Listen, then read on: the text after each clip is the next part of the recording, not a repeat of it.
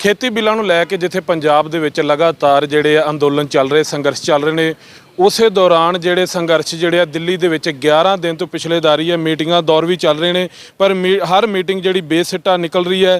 कल 8 तरीक की जिहड़ी है भारत बंद की कॉल जिहड़ी 500 किसान जथेबंदियां वालों की गई है कि कल 8 तरीक जिहड़ा संपूर्ण तौर दे उत्ते भारत बंद किया जाऊगा।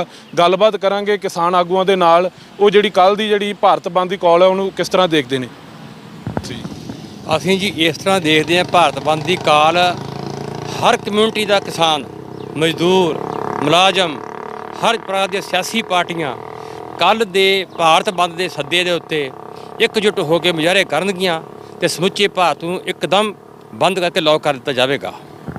पिछले 11 दिन तो दिल्ली के ही संघर्ष चल रहा, मीटिंगों के दौर चल रहे, पर बेसिट्टा हर मीटिंग जी बेसिट्टा रह रही जी। की कहना चाहोगे कि जी सरकार है क्यों नहीं तुहाडियां मंगां नूं प्रवान कर रही? बहुत सोहना सवाल है जी तुहाडा। मंगां ते मोदी नूं मनणीਆਂ ਪੈਣਗੀਆਂ। 9 तरीक तो बाद मंगां ते मनोई जाणीਆਂ, ਸਾਨੂੰ पक्का पता है।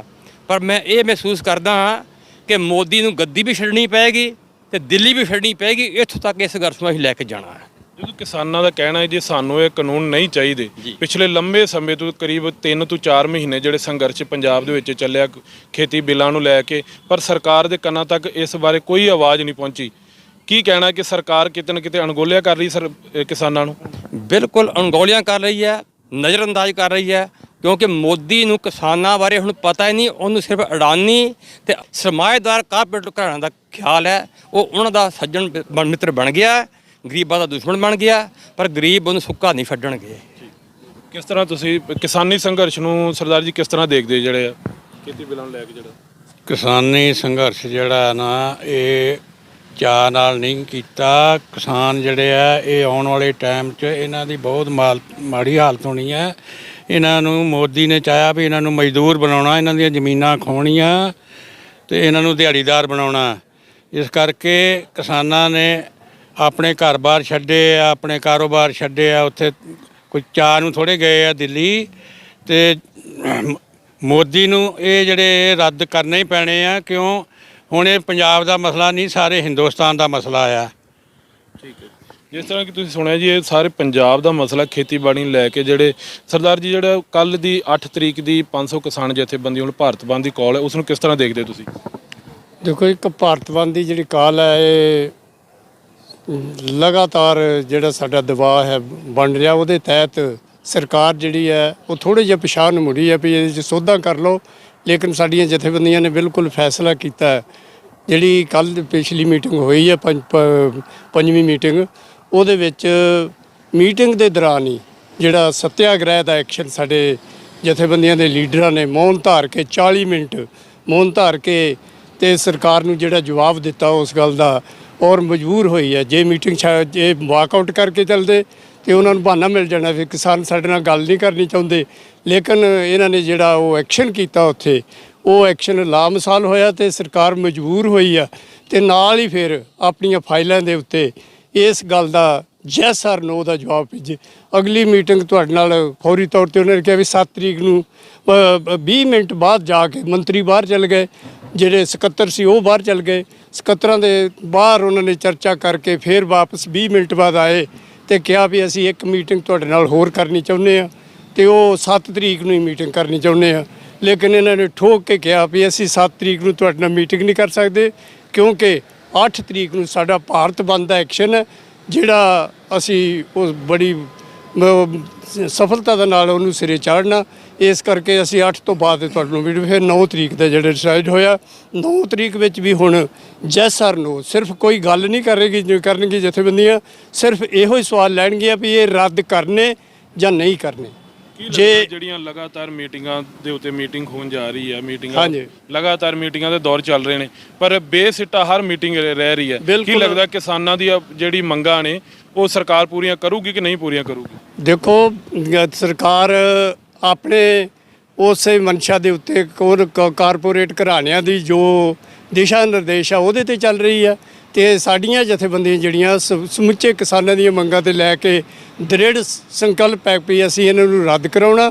ਔਰ ਜੇ 9 ਤਰੀਕ ਦੀ ਮੀਟਿੰਗ ਦੇ ਵਿੱਚ ਜੈਸ ਔਰ ਨੋ ਜੈਸ ਆ ਜਾਂਦੀ ਹੈ ਤੇ ਠੀਕ ਹੈ, ਰੱਦ ਹੋ ਜਾਣਗੇ ਬਿੱਲ।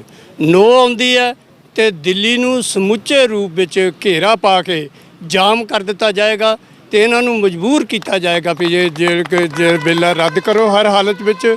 ਤੋ ਅੰਤਰਰਾਸ਼ਟਰੀ ਅਵਸਥਾ ਦੇ ਵਿੱਚ ਵੀ ਮੋਦੀ ਦੀ ਇਹਨਾਂ ਦੀ ਬੀਜੇਪੀ ਸਰਕਾਰ ਦੀ ਇਹ ਜਿਹੜੀ ਨੀਤੀ ਹੈ ਬੁਰੀ ਤਰ੍ਹਾਂ ਇਹਦੀ ਛਵੀ ਜਿਹੜੀ ਖਰਾਬ ਹੋ ਰਹੀ ਆ।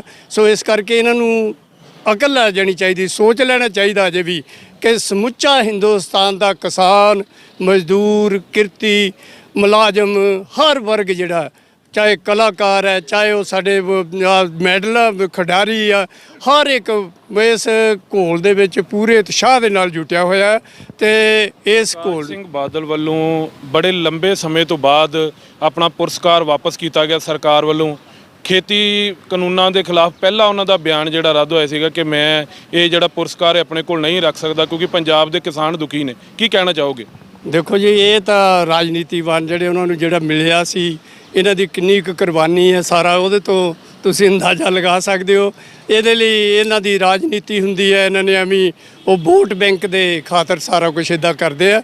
ਪਰ ਅਸਲ ਵਿੱਚ ਜਿਹੜੇ ਲੋਕ, ਜਿਹੜੇ ਸਾਹਿਤਕਾਰ ਆ, ਜਿਹੜੇ ਖਿਡਾਰੀ ਆ, ਜਿਹੜੇ ਸਾਡੇ ਹੋਰ ਜਿਨ੍ਹਾਂ ਨੂੰ ਇਹ ਅਵਾਰਡ ਮਿਲੇ ਨੇ, ਉਹ ਇਹ ਇੱਕ ਡਰਾਮੇਬਾਜ਼ੀ ਅਸੀਂ ਸਮਝਦੇ ਬਾਦਲ ਸਾਹਿਬ ਵੀ ਸ਼ਾਇਦ ਇਹਦੇ ਨਾਲ ਹੀ ਸਾਡਾ ਜਿਹੜਾ ਉਹ ਵੱਜ ਹੈ ਕਿਸਾਨੀ ਦੇ ਵਿੱਚ ਆਧਾਰ। ਸੋ ਇਸ ਕਰਕੇ ਇਹਨਾਂ ਦਾ ਕੋਈ ਅਸੀਂ ਸਮਝਦੇ ਵੀ ਬਹੁਤਾ ਠੀਕ ਹੈ, ਇੱਕ ਸਾਲੀ ਹੈ ਇਹਦੇ ਉਹ ਜਿਹੜਾ ਸਾਰਾ ਕੁਝ ਵਰਤਾਰਾ ਬਣ ਰਿਹਾ ਉਹਦੇ ਵਿੱਚ ਇੱਕ ਹੈ। ਬਾਕੀ ਤਾਂ ਠੀਕ ਹੈ, ਇਹਨਾਂ ਨੇ ਆਪਣੇ ਤੌਰ ਤੇ ਚੱਲਣਾ। ਲੇਕਿਨ ਜਿਹੜੇ ਲੋਕ ਸੱਚੇ ਦਿਲੋਂ ਕਿਸਾਨੀ ਦੇ ਨਾਲ ਹੈ, ਉਹ ਡਟ ਕੇ ਆਪਣੇ ਜਿਹੜੇ ਅਵਾਰਡ ਜਿਹੜੇ ਵਾਪਸ ਕਰ ਰਹੇ ਆ ਤੇ ਕਿਸਾਨੀ ਦੇ ਨਾਲ ਇਕਸੁਰ ਹੋ ਕੇ ਇੱਥੇ ਜਿੱਤ ਤੱਕ ਮੋਦੀ ਨੂੰ ਰੱਦ ਕਰਾਉਣ ਲਈ ਜਿਹੜੇ ਸਾਡੇ ਇਹ ਕਾਲੇ ਕਾਨੂੰਨ ਉਹਦੇ ਤੱਕ ਲੜਾਈ ਜਿਹੜੀ ਆ ਲੈ ਕੇ ਜਾਣਾ ਚਾਹੁੰਦੇ। ਕੀ ਲੱਗਦਾ ਜੀ ਅੱਜ ਕੇਜਰੀਵਾਲ ਸਾਹਿਬ ਜਿਹੜਾ ਦਿੱਲੀ ਦੇ ਵਿੱਚ ਧਰਨਾ ਚੱਲ ਰਿਹਾ ਉੱਥੇ ਉਹ ਕਿਸਾਨਾਂ ਦਾ ਹਾਲ ਚਾਲ ਪੁੱਛਣ ਲਈ ਆਏ, ਕਿਸ ਤਰ੍ਹਾਂ ਦੇਖਦੇ ਹੋ ਤੁਸੀਂ ਕੇਜਰੀਵਾਲ ਦੀ ਕਾਰਜਨੀਤੀ ਨੂੰ? ਦੇਖੋ ਜੀ, ਗੱਲ ਇਹ ਹੈ ਕਿ ਇਹ ਸਾਰੇ ਜੋ ਪੋਲੀਟੀਕਲ ਟੈਕਟਿਕਸ ਹੈ, ਕੇਜਰੀਵਾਲ ਸਾਹਿਬ ਜੇ ਕਰਨਾ ਚਾਹੁੰਦੇ ਤੇ ਉਹ ਕਿਉਂਕਿ ਇੱਕ ਉੱਥੇ ਪੁਲਿਸ ਉਹਨਾਂ ਦੇ ਭਾਵਾਂ ਕੰਟਰੋਲ 'ਚ ਨਹੀਂ, ਲੇਕਿਨ ਬਾਕੀ ਸਾਰਾ ਪ੍ਰਬੰਧ ਉਹਨਾਂ ਦਾ ਹੈ।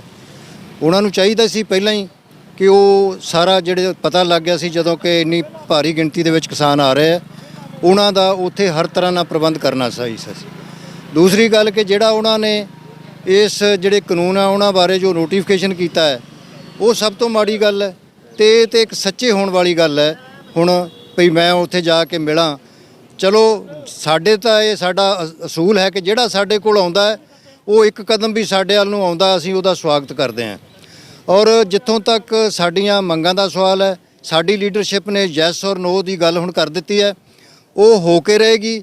ਜਦ ਤੱਕ ਇਹ ਕਾਨੂੰਨ ਰੱਦ ਨਹੀਂ ਕੀਤੇ ਜਾਂਦੇ ਅਸੀਂ ਉਦੋਂ ਤੱਕ ਪਿੱਛੇ ਹਟਣ ਵਾਲੇ ਨਹੀਂਗੇ। ਅਸੀਂ ਲਗਾਤਾਰ ਸਾਡੇ ਤਿਆਰ ਹੋ ਰਹੇ ਜਥੇ ਫਿਰ ਅੱਗੇ ਜਾਣ ਨੂੰ। ਜਿਹੜੇ ਰਾਤੀ ਵੀ ਸਾਡੇ ਇੱਥੋਂ 35-40 ਸਾਡੇ ਜਿਹੜੇ ਵਰਕਰ ਹੈ ਉਹ ਗਏ ਹੈ ਔਰ ਅਗਲੀ ਜਿਹੜੀ ਹੈ ਲਾਈਨ ਉਹ ਤਿਆਰ ਹੈ। ਫਿਰ ਕੱਲ ਦੀ ਭਾਰਤ ਬੰਦ ਦੀ ਜਿਹੜੀ ਕਾਲ ਹੈ ਉਸ ਨੂੰ ਕਿਸ ਤਰ੍ਹਾਂ ਦੇਖਦੇ ਹੋ ਔਰ ਕੀ ਅਪੀਲ ਕਰਦੇ ਹੋ ਦੇਸ਼ ਵਾਸੀਆਂ ਨੂੰ ਇਸ ਟਾਈਮ? ਪੂਰੀ ਤਰ੍ਹਾਂ ਸਫਲ ਹੋਏਗਾ। ਸਾਡੀ ਇਹ ਨਿਮਰਤਾ ਸਹਿਤ ਹਰ ਕਿਰਤੀ ਲੋਕਾਂ ਨੂੰ ਇਹ ਬੇਨਤੀ ਹੈ ਕਿ ਇਸ ਭਾਰਤ ਬੰਦ ਦੇ ਜਦੋਂ ਪੂਰਾ ਬੰਦ ਕਰ ਦਿਆਂਗੇ ਆਪਾਂ ਰਲ ਮਿਲ ਕੇ ਸਾਰੇ, ਤੇ ਨਿਸ਼ਚੈ ਹੀ ਫਿਰ ਸਰਕਾਰ ਦੇ ਪੈਰ ਜਿਹੜੇ ਉਹਨਾਂ ਥੱਲੇ ਮਿੱਟੀ ਖਿਸਕ ਜਾਏਗੀ। ਇਸ ਕਰਕੇ ਸਮੁੱਚੇ ਜੋ ਕਿਰਤੀ ਲੋਕ ਹੈ ਜਾਂ ਦੂਸਰੇ ਵੀ ਜਿਹੜੇ ਕੋਈ ਛੋਟੀ ਦੁਕਾਨਦਾਰ ਹੈ ਹੋਰ ਸਾਰਾ, ਉਹਨਾਂ ਨੂੰ ਬੇਨਤੀ ਹੈ ਕਿ ਇਸ ਭਾਰਤ ਬੰਦ ਨੂੰ ਪੂਰੀ ਤਰ੍ਹਾਂ ਕਾਮਯਾਬ ਕਰਕੇ ਉਹਨਾਂ ਕਿਸਾਨਾਂ ਨੂੰ ਜਿਹੜੇ ਆਪਣੀਆਂ ਜਾਨਾਂ ਦੇ ਉੱਤੇ ਖੇਲ ਕੇ ਉੱਥੇ ਦਿੱਲੀ ਦੇ ਬਾਰਡਰ ਦੇ ਉੱਤੇ ਘੇਰਾ ਪਾ ਕੇ ਬੈਠੇ ਹੋਏ ਆ, ਉਹਨਾਂ ਦੀ ਮਦਦ ਜਿਹੜੀ ਆ ਉਹ ਕੀਤੀ ਜਾਵੇ ਤਾਂ ਕਿ ਅਸੀਂ ਆਪਣਾ ਜਿਹੜਾ ਮਿਸ਼ਨ ਹੈ ਉਹਦੇ ਵਿੱਚ ਪੂਰੀ ਸਫਲਤਾ ਪ੍ਰਾਪਤ ਕਰ ਸਕੀਏ। ਜਿਸ ਤਰ੍ਹਾਂ ਕਿ ਤੁਸੀਂ ਵਿਚਾਰ ਸੁਣੇ ਨੇ ਕਿ ਜਿਹੜੀ ਭਾਰਤ ਬੰਦ ਦੀ ਜਿਹੜੀ ਕਾਲ ਹੈ ਕੱਲ੍ਹ ਦੀ 8 ਤਰੀਕ ਦੀ, ਦੇਸ਼ ਵਾਸੀਆਂ ਨੂੰ ਵੀ ਇਹਨਾਂ ਵੱਲੋਂ ਅਪੀਲ ਕੀਤੀ ਗਈ ਹੈ ਕਿ ਕਿਸਾਨਾਂ ਦਾ ਸਾਥ ਦਿੱਤਾ ਜਾਵੇ ਤਾਂ ਜੋ ਇਹਨਾਂ ਦਾ ਸੰਘਰਸ਼ ਜਿਹੜਾ ਸਿਰੇ ਚੜ੍ਹ ਸਕੇ। ਹਰਸੇ ਮਾਨਸਾ ਟੂਲ ਪਲਾਜ਼ੇ ਦੇ ਉੱਤੇ ਰਵਿੰਦਰ ਸਿੰਘ, ਨਿਊਜ਼ ਟਾਈਮ ਪੰਜਾਬ। ਹਰ ਸ਼ਹਿਰ ਅਤੇ ਕਸਬੇ ਵਿੱਚੋਂ ਨਿਊਜ਼ ਟਾਈਮ ਪੰਜਾਬ ਚੈਨਲ ਲਈ ਤਜਰਬੇਕਾਰ ਪੱਤਰਕਾਰਾਂ ਦੀ ਜ਼ਰੂਰਤ ਹੈ। ਚਾਹਵਾਨ ਸੰਪਰਕ ਕਰ ਨਿਊਜ਼ ਟਾਈਮ ਪੰਜਾਬ 7986 29504।